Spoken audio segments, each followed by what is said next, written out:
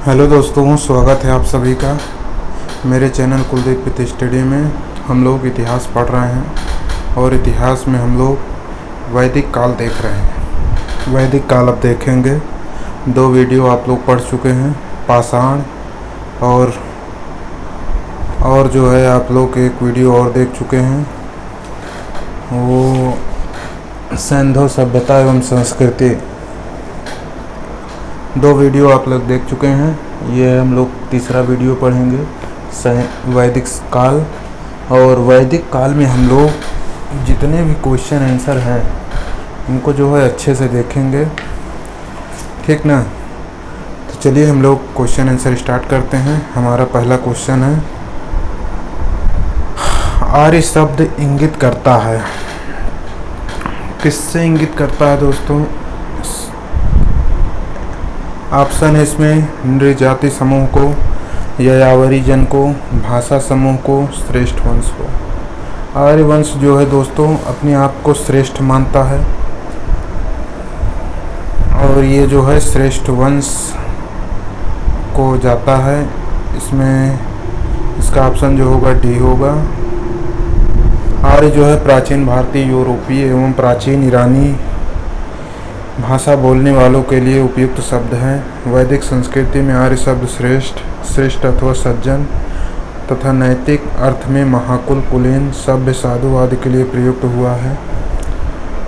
सारणाचार्य ने अपने ऋग्भाष्य में आर्य का अर्थ विज्ञ, यज्ञ का अनुष्ठाता, विज्ञ श्रोता, विज्ञान आदरणीय अथवा सर्वत्र गंतव्य, उत्तम वर्ष, मनु, कर्मयुक्त तथा कर्मानुष्ठान से श्रेष्ठ आदि बताया है। अतः आर्य संस्कृत भाषा का शब्द है जिसका शाब्दिक अर्थ श्रेष्ठ या कुलीन है।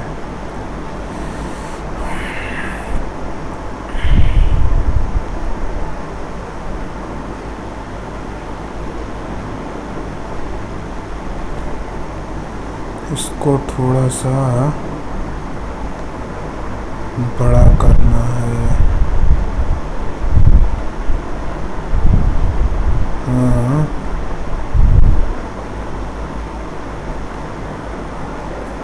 बस।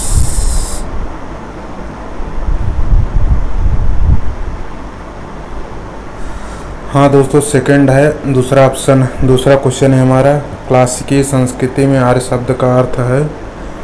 इसका अर्थ जो होगा एक उत्तम व्यक्ति का है। हम लोग ऊपर देख ही चुके हैं। क्लासिकी संस्कृत में आर्य शब्द का अर्थ है एक उत्तम व्यक्ति। वैदिक साहित्य में कहीं भी आर्य का एक जाति अथवा विशेष भाषा के रूप में उल्लेख नहीं है। आर्य पुत्र या आर्य कन्या से आशय उत्तम एवं सुसंस्कृत व्यक्ति से रहा है। सर्वप्रथम मैक्स मूलर ने 1853 में आर्य शब्द का प्रयोग एक श्रेष्ठ जाति के आशय से किया है, ठीक ना। थर्ड क्वेश्चन है, सबसे पुराना वेद कौन सा है? तो सभी लोग जानते हैं हमारा सबसे पुराना वेद जो है ऋग्वेद है। त्रय शब्द है। त्रय शब्द का मतलब है तीन वेदों का ज्ञान रखने वाला। ऋग्वेद, यजुर्वेद, सामवेद और ईयत वेद त्रय या त्रय कहा जाता है, ठीक ना। त्रय नाम दोस्तों, एक अगर आप कहेंगे तीनों वेदों को गीता ज्ञान रखने वाला तो त्रिवेदी होता है, त्रय नाम है, वही है और इससे हटकर कुछ नहीं है। 5 नंबर क्वेश्चन है, किस वैदिक ग्रंथ में वर्ण शब्द का सर्वप्रथम नामोल्लेख मिलता है?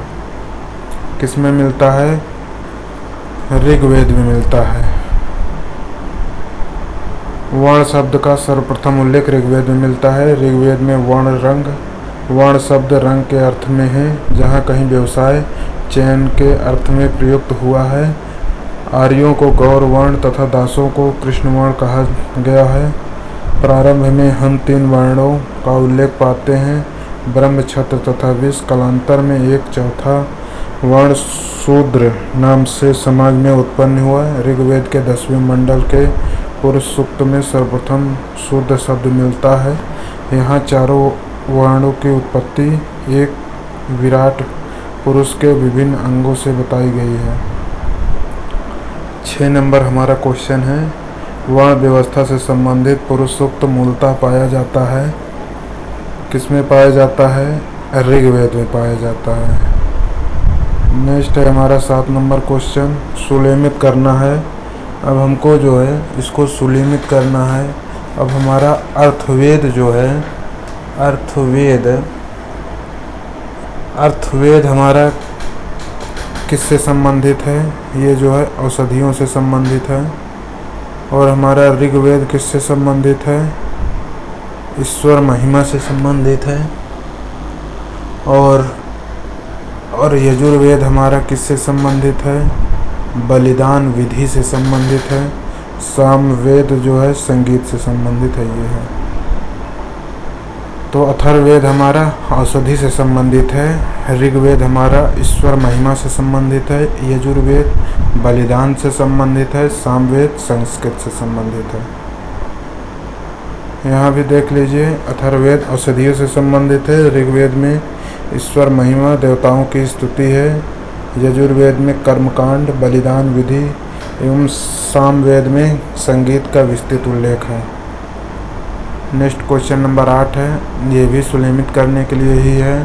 सुलेमित वाले क्वेश्चन दोस्तों बहुत ही अच्छे क्वेश्चन माने जाते हैं, क्योंकि इसमें अगर आपका कॉन्सेप्ट अगर सही नहीं है, अगर गलत हुआ तो समझिए कि तुरंत सारे पूरा क्वेश्चन गलत हो जाएगा।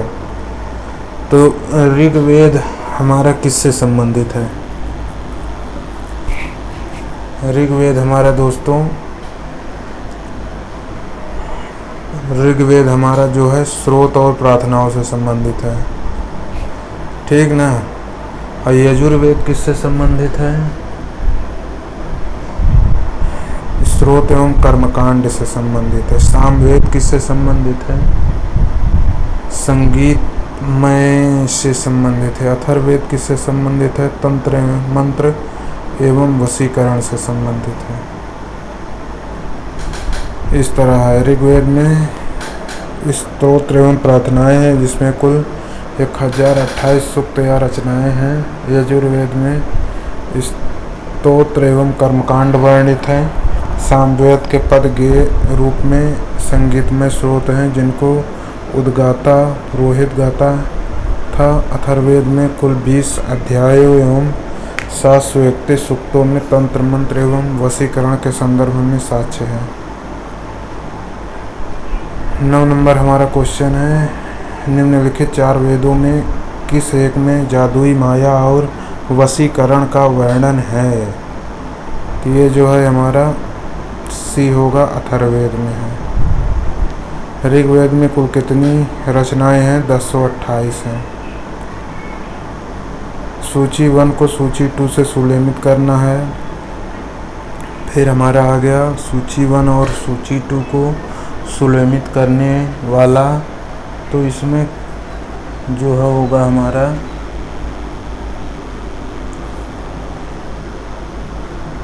ऋग्वेद में जो है, ऋग्वेद जो है गोपथ होगा, ठीक ना। और सामवेद का भी जो है शतपथ होगा। नहीं दोस्तों, ये गलत हो गया। ए का जो होगा वो इतरेय होगा। ऋग्वेद का इतरेय होता है, और जो है सामवेद का पंचविश होता है, ठीक है ना। और अथर्ववेद का क्या होगा? गोपथ होगा। और यजुर्वेद का जो होगा वो शतपथ होगा। इस प्रकार आप लोग जो है इसको सही कर लीजिए। इसको हम लोग अगर देखेंगे तो इसमें कौन सा होगा? सी वाला होगा।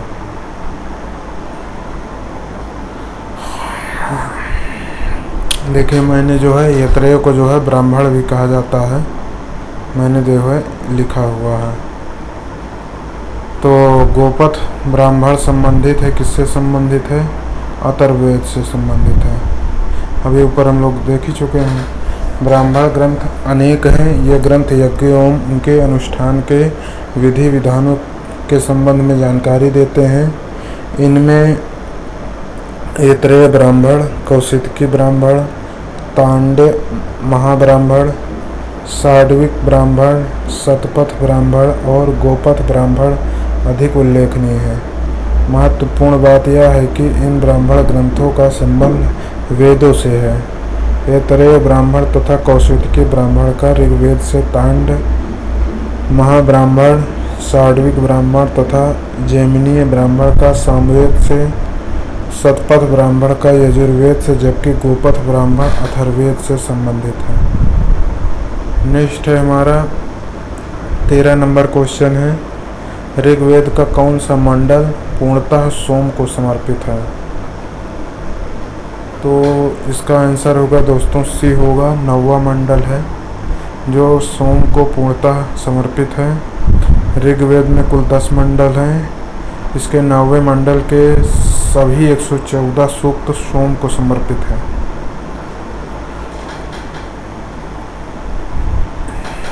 क्वेश्चन नंबर 14 है हमारा, ऋग्वेद संहिता का 9वां मंडल पूर्णतः किसको समर्पित है? अभी हम पढ़ चुके हैं सोम को समर्पित है। इस पेय का 15 नंबर हमारा क्वेश्चन, यज्ञ संबंधी विधि विधान का पता चलता है किसमें चलता है? यजुर्वेद में चलता है। यज्ञ संबंधी विधि विधान का पता यजुर्वेद से चलता है। यजुर्वेद के 2 भाग हैं, शुक्ल यजुर्वेद जो केवल पद्य में है तथा कृष्ण यजुर्वेद जो कि पद्य और गद्य दोनों में है। शुक्ल यजुर्वेद को वाजस्नेही संहिता भी कहा जाता है। यजुर्वेद का अंतिम भाग ईशोपनिषद है जिसका संबंध याज्ञिक अनुष्ठान से होकर आध्यात्मिक चिंतन से है। 16 नंबर क्वेश्चन है, निम्नलिखित में से किसका संकलन ऋग्वेद पर आधारित है? इसका बी होगा दोस्तों सामवेद। सामवेद में कुल 1810 छंद हैं। इनमें से 75 को छोड़कर शेष सभी ऋग्वेद में भी उपबंध हैं। अतः सामवेद का संकलन ऋग्वेद पर आधारित है। सामवेद की 13 मुख्य शाखाएं हैं, कौमुदी, राणायनीय, जैमिनीय। 17 नंबर क्वेश्चन है हमारा, भारत के किस स्थल की खुदाई से लौह धातु के प्रचलन के प्राचीनतम प्रमाण मिले हैं? तो इसका आंसर होगा दोस्तों बी, अतरंजी खेड़ा। भारत में लोहे की प्राचीनतम संबंधी साहित्यिक उल्लेखों की पुष्टि पुरातात्विक साक्ष्यों से होती है। अहिछत्र, अतरंजी खेड़ा, आलमगीरपुर, मथुरा, रोपड़, श्रावस्ती, कंपिल्य आदि स्थानों की खुदाइयों में लौहयुगीन संस्कृति के अवशेष प्राप्त हुए हैं। अतरंजी खेड़ा से लौह धातु मल तथा धातु शोधन में उपयुक्त होने वाली भट्टियां मिली हैं जिनमें यह संकेत मिलता है कि यहाँ लौह धातु को गलाने का कार्य स्थानीय रूप से होता था। क्वेश्चन नंबर 18, उपनिषद पुस्तकें हैं किससे संबंधित है? दर्शन से संबंधित है। उपनिषद पुस्तकें, उपनिषद दर्शन पर आधारित पुस्तकें हैं। भारतीय दर्शन का मुख्य आधार तथा वैदिक साहित्य का अंतिम वर्ग उपनिषद है। इन्हें वेदांत भी कहा जाता है। उपनिषद का अर्थ शिष्य द्वारा ज्ञान प्राप्ति हेतु गुरु के समीप बैठना है। उपनिषदों का मुख्य विषय है क्या है? दर्शन। नेक्स्ट क्वेश्चन है 20 नंबर, निम्नलिखित में से किस एक वैदिक साहित्य में मोक्ष की चर्चा मिलती है? उपनिषद में मिलती है।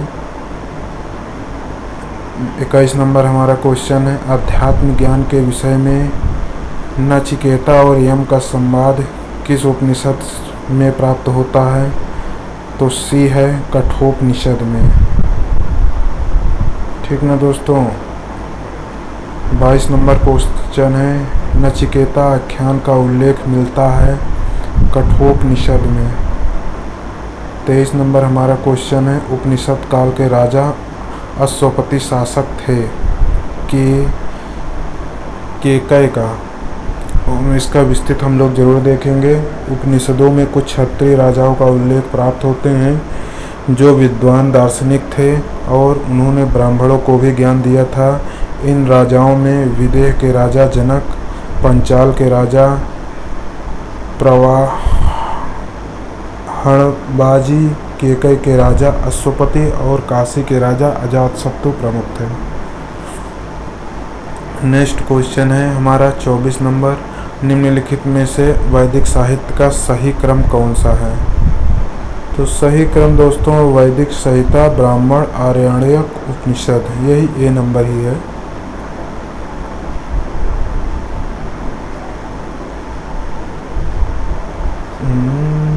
कुछ गड़बड़ा गया है।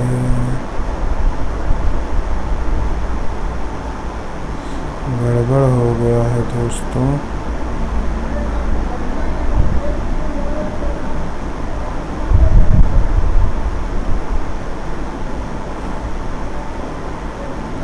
अब सही हो गया। नेक्स्ट है 25 नंबर क्वेश्चन। आरंभिक वैदिक संहिता में सर्वाधिक वर्णित नदी कौन सी है? तो हमारा जो सर्वाधिक वर्णित नदी होगी दोस्तों ये हमारी होगी ए सिंधु नदी होगी, ठीक ना।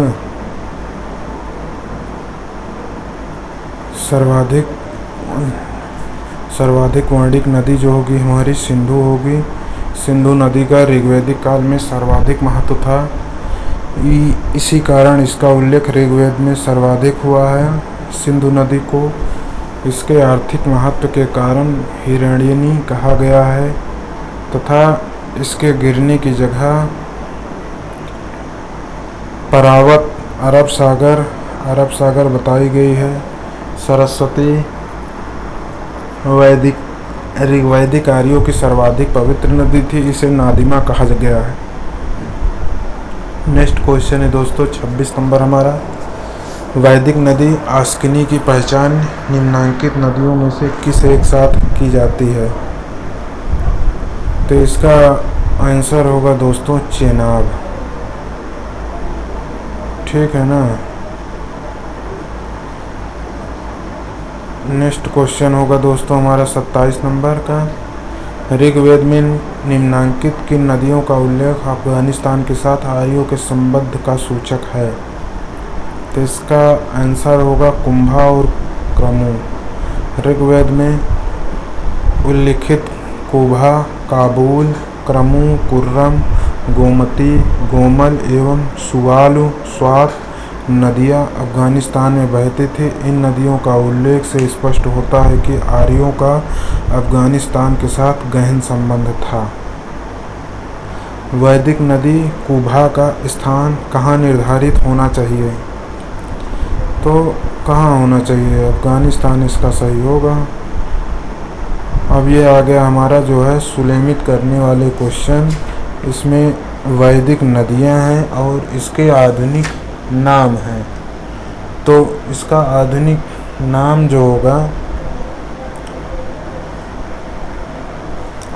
नाम जो होगा दोस्तों कुंभा जो है। अब कुंभा का आधुनिक नाम क्या है दोस्तों बताइए? इसका आधुनिक नाम जो होगा काबुल होगा। और पारुषणी का जो नाम होगा वो होगा रावी होगा। और सदा नीरा का क्या नाम होगा? सदा नीरा का जो नाम होगा वो नाम होगा गंडक। और सतुद्री का जो है सतलज होगा। देख लीजिए आंसर दोस्तों बी होगा ना। कुंभा का काबुल हो गया, पारुषणी का रावी हो गया है, सदा नीरा का गंडक हो गया है। तो हम लोगों ने क्या लगाया है? चलिए जो लगाया ठीक है। निम्नलिखित में कौन सी प्रथा चतुष्ट वेदोत्तर काल में प्रचलित हुई? बताइए इसका आंसर क्या होगा। ब्रह्मचर्य, गृहस्थम, वानप्रस्थ, संन्यास। सी वाला इसका आंसर होगा।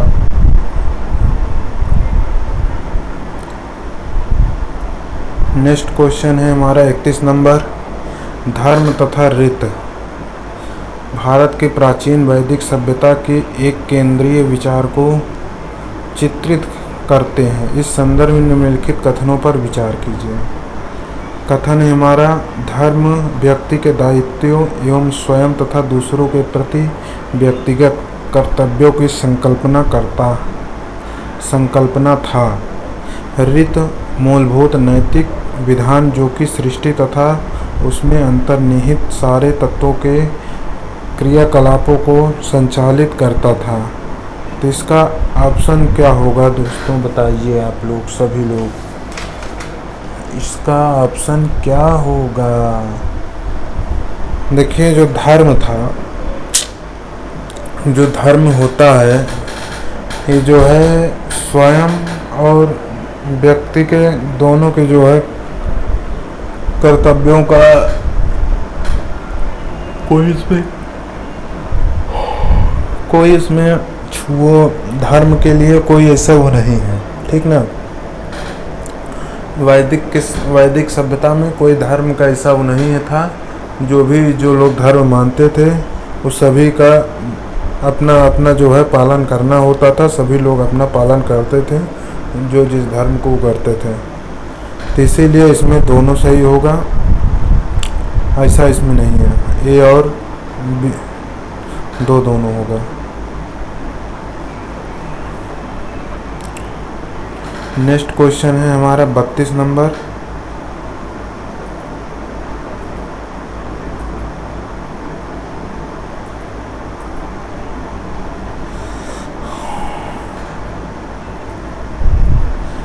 निम्नलिखित वैदिक देवताओं में किसे अपना पुरोहित माना जाता था, ठीक ना। तो किसे पुरोहित माना जाता था, इसमें जो है बी होगा बृहस्पति।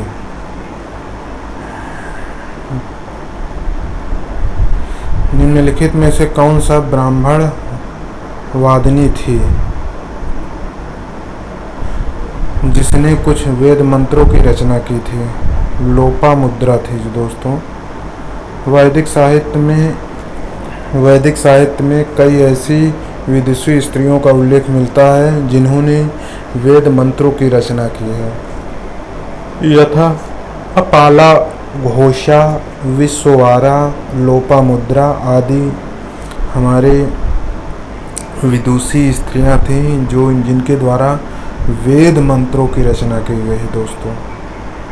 वेद की मंत्रों की रचना की गई है, ऐसा हमारा स्त्रियां थी उस जमाने में।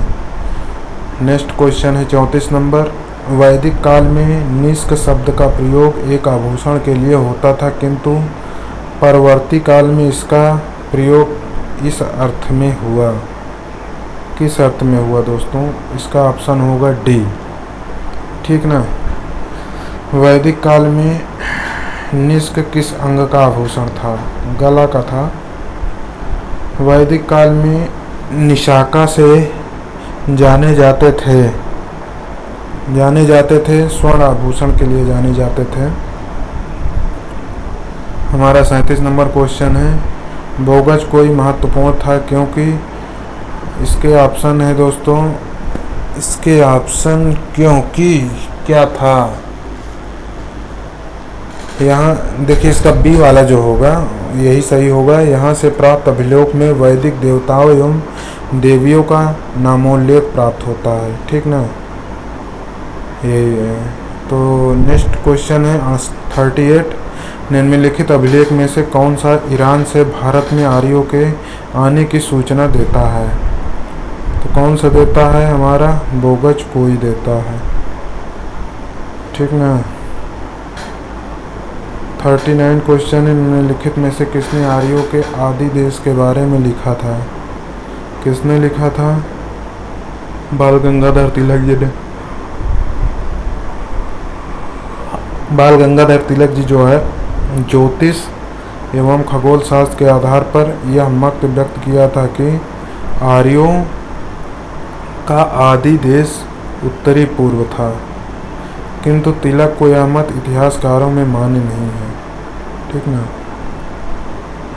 इतिहासकारों का द्वारा इस मत को माना नहीं गया है। हमारा नेक्स्ट क्वेश्चन है 40।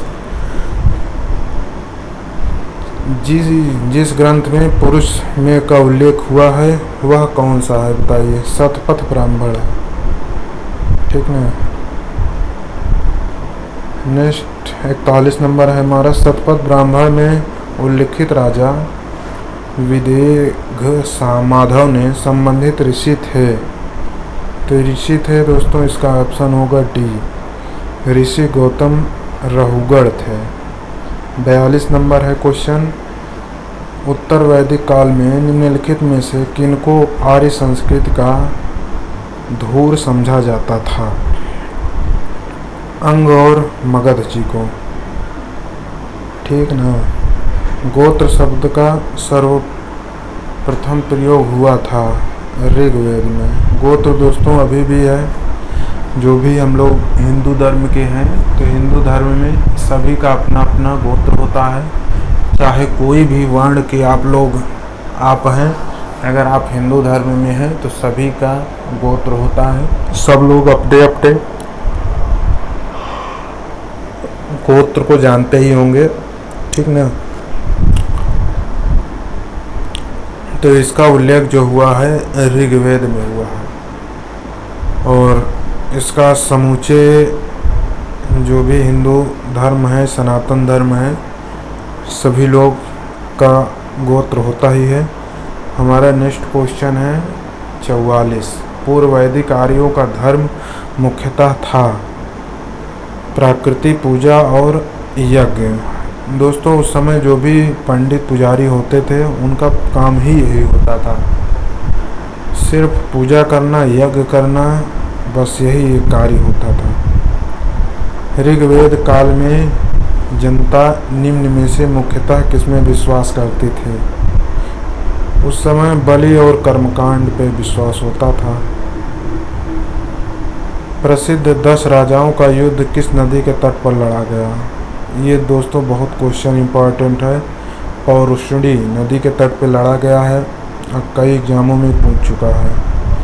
ऋग्वेद में उल्लिखित प्रसिद्ध 10 राजाओं का युद्ध किस नदी के किनारे लड़ा गया। पौरुषणी कई एग्जामों में पूछा गया है।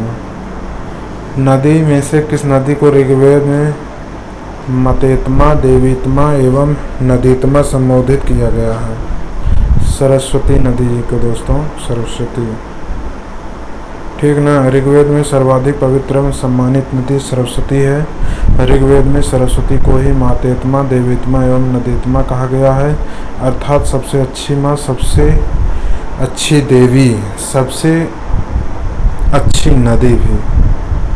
नेक्स्ट क्वेश्चन है उस जनजाति का नाम बतलाई जो ऋग्वैदिक आर्यों के पंचजन के संबंधित नहीं है। तो इसका ऑप्शन जो होगा दोस्तों वो होगा किक्कट। ठीक ना।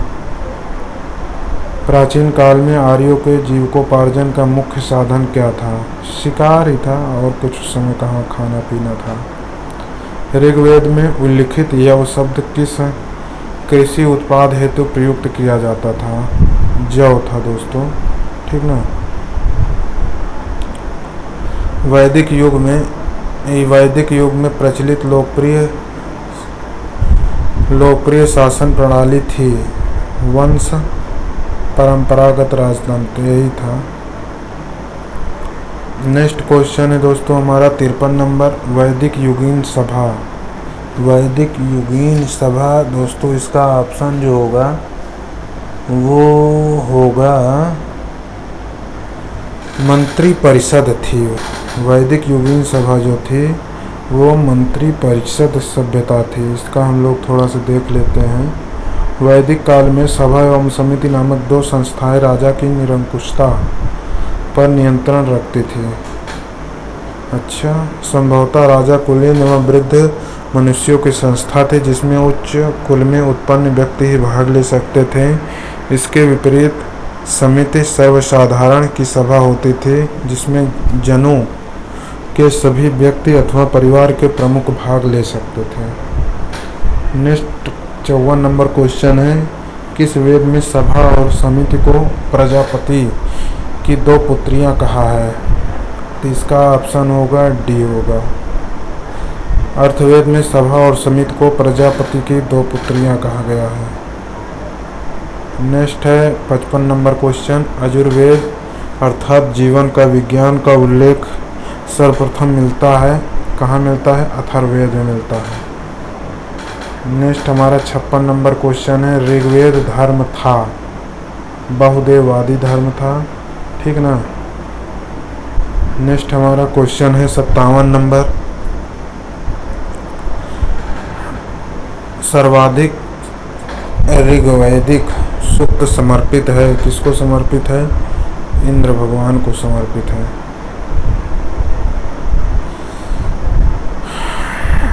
ऋग्वेद में इंद्र का वर्णन सर्वाधिक प्रतापी देवताओं के रूप में किया जाता है, जिसे 250 सूक्त समर्पित है। यह ऋग्वैदिक काल में सर्वाधिक लोकप्रिय देवता था। इंद्र को आर्यों का युद्ध नेता तथा वर्षा आंधी तूफान का देवता माना जाता है। ऋग्वेद में अग्नि को 200 सूक्त समर्पित हैं और इस काल का दूसरा सर्वाधिक महत्वपूर्ण देवता था। तीसरा स्थान वरुण का है, जो समुद्र का देवता एवं रेत का नियामक माना जाता है। ईरान में वरुण को बहुर्मजदा तथा यूनान में ओरनोज के नाम से जाना जाता है। नेक्स्ट है हमारा 58 नंबर क्वेश्चन, ऋग्वेद में सर्वाधिक संख्या में मंत्र संबंधित है, किससे है? अग्नि से संबंधित है। और हमारा 59 नंबर क्वेश्चन है, निम्नलिखित में से किसे ऋग्वेद में युद्ध देवता समझा जाता है? युद्ध देवता इंद्र ही थे, और कौन है? निम्नलिखित में से पूर्व वैदिक आर्यों का सर्वाधिक लोकप्रिय देवता कौन था? कौन था? इंद्र जी थे। और 800 से 600 ईसा पूर्व का काल किस युग से जुड़ा है? ब्राह्मण युग से जुड़ा हुआ है। गायत्री मंत्र किस पुस्तक में मिलता है? सभी को पता है, तो बहुत क्वेश्चन आता है। ऋग्वेद, ठीक ना। गायत्री मंत्र के नाम से प्रसिद्ध मंत्र सर्वप्रथम किस ग्रंथ में मिलता है? अरे क्वेश्चन घुमा दिया है। गायत्री मंत्र के नाम से प्रसिद्ध मंत्र सर्वप्रथम किस ग्रंथ में मिलता है? गजब घुमा दिया है। गायत्री मंत्र की रचना किसने की? विश्वामित्र जी ने किया है। सर्ग, प्रतिसर्ग, वंश, मन्वंतर और वंशानुचरित संकेतक हैं किसके? पुराणों के।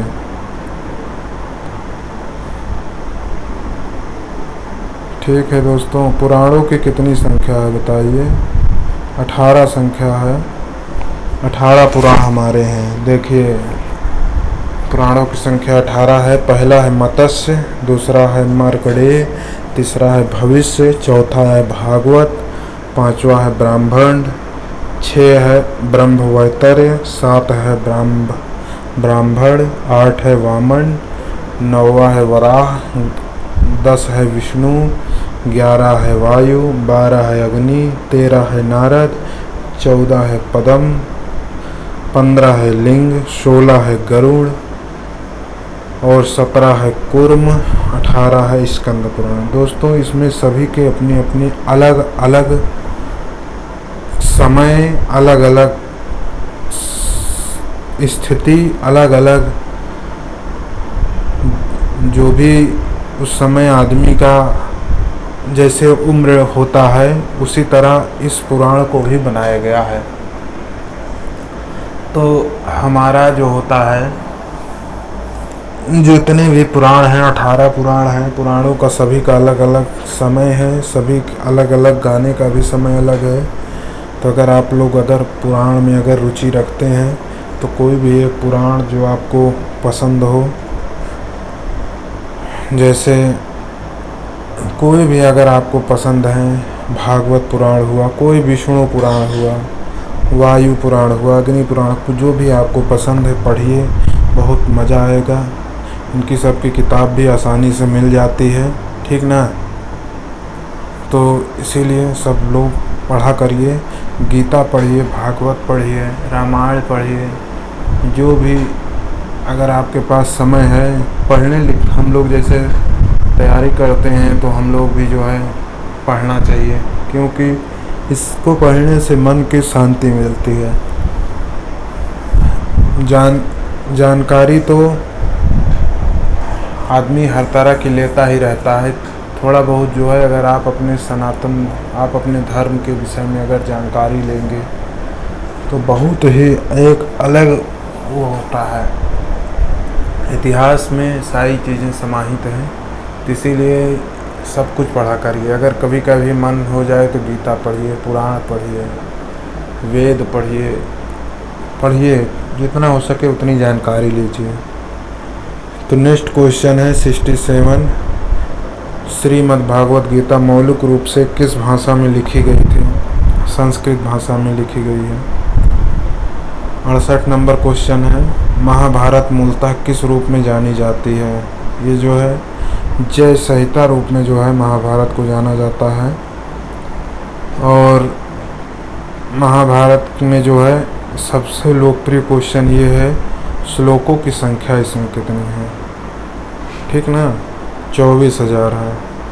और वर्तमान में भारत में जो महाभारत में 1 लाख श्लोक हैं। और महाभारत का दूसरा संस्करण जो है भारत है। तो ये सब नहीं आता है, मगर ये क्वेश्चन ज़रूर आता है दोस्तों, इसको आप लोग जो है ज़रूर देख लीजिए। हिंदू पौराणिक कथा के अनुसार समुद्र मंथन हेतु किस सर्प ने रस्सी के रूप में स्वयं को प्रस्तुत किया? ये दोस्तों हमारे वासुकी जी हैं जो समुद्र मंथन के लिए जो है स्वयं को, अपने आप को जो है अर्पण कर दिए।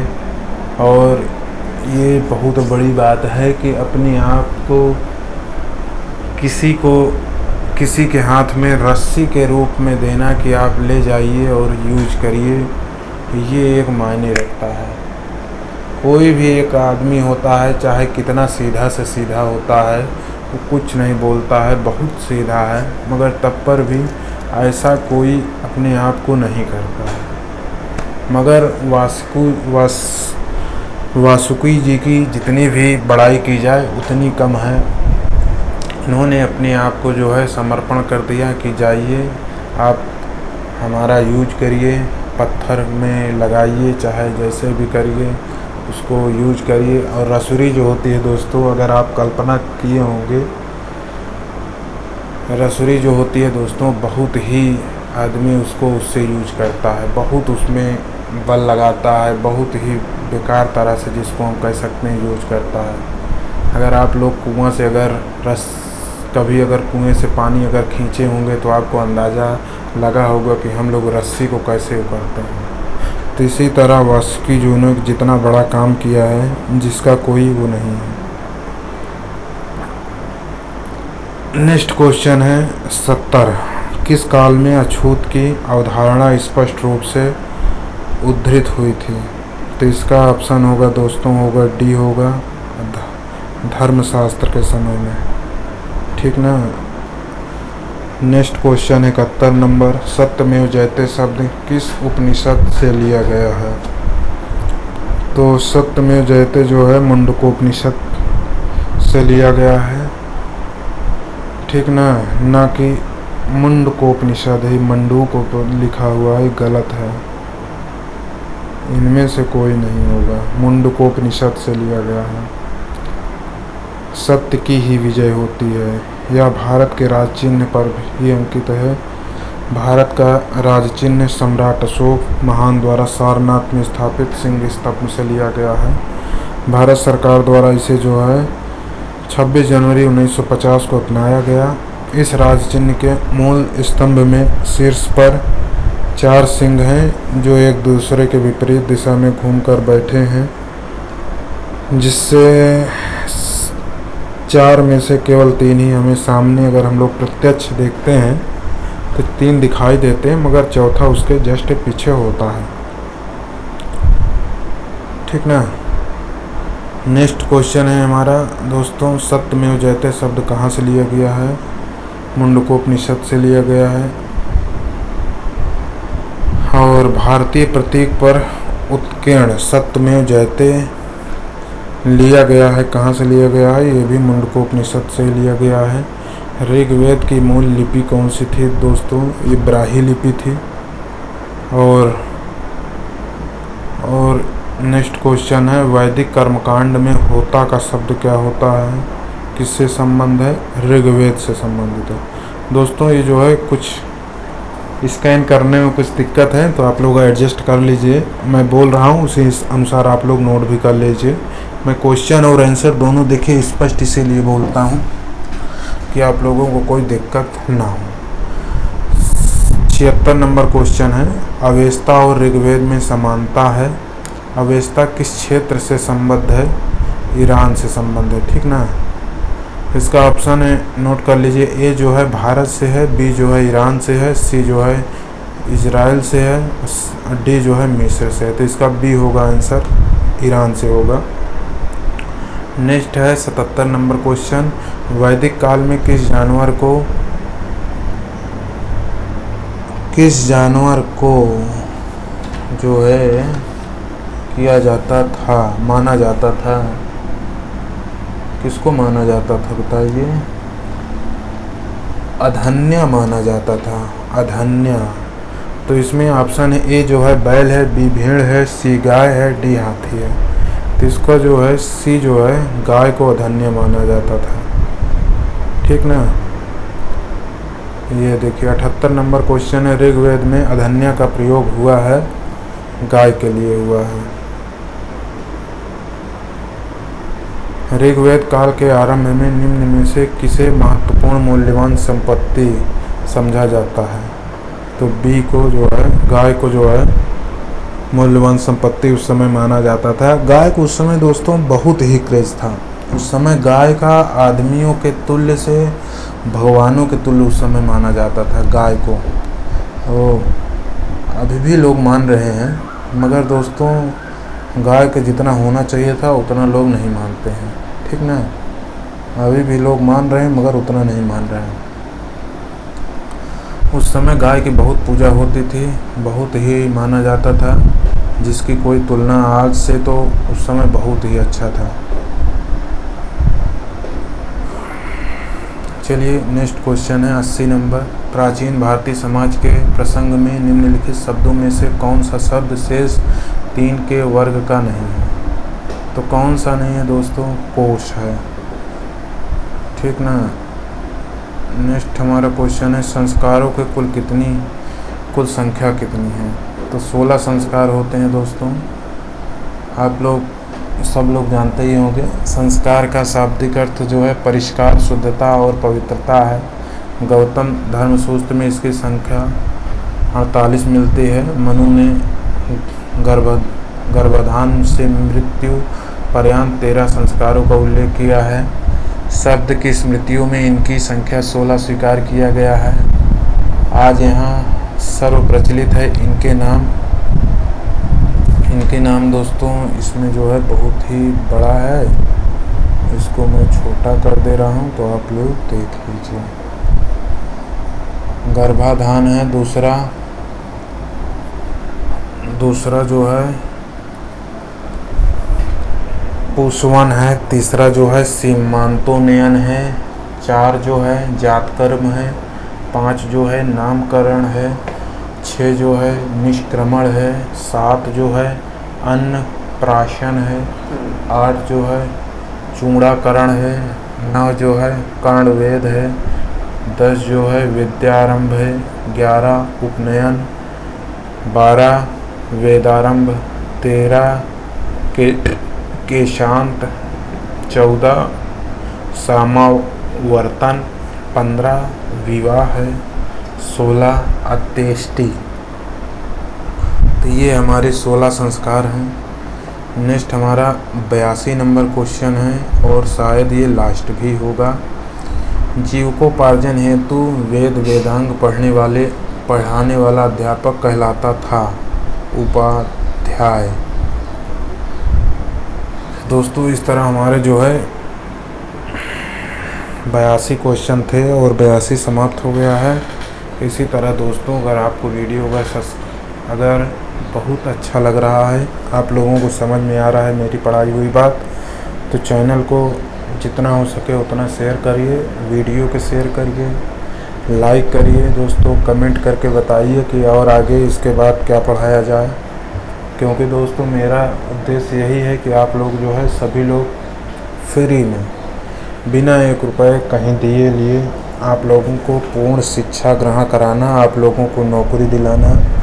जो लोग दोस्तों अगर इस तरह से अगर मेहनत करेंगे जैसे मैं कर रहा हूँ तो ज़रूर आप लोग सफल होंगे, इसमें कोई दो राय नहीं है, ठीक ना। तो सभी लोग बिना जो है चोरी किए तैयारी करिए, मन से करिए। वीडियो को फास्ट अगर मैं उका देता हूं तो आप लोग जो है पॉज करके उसको नोट डाउन ज़रूर करिए। मिलते हैं हम लोग अगली वीडियो में। इस वीडियो के लिए इतना ही। जय हिंद, जय भारत।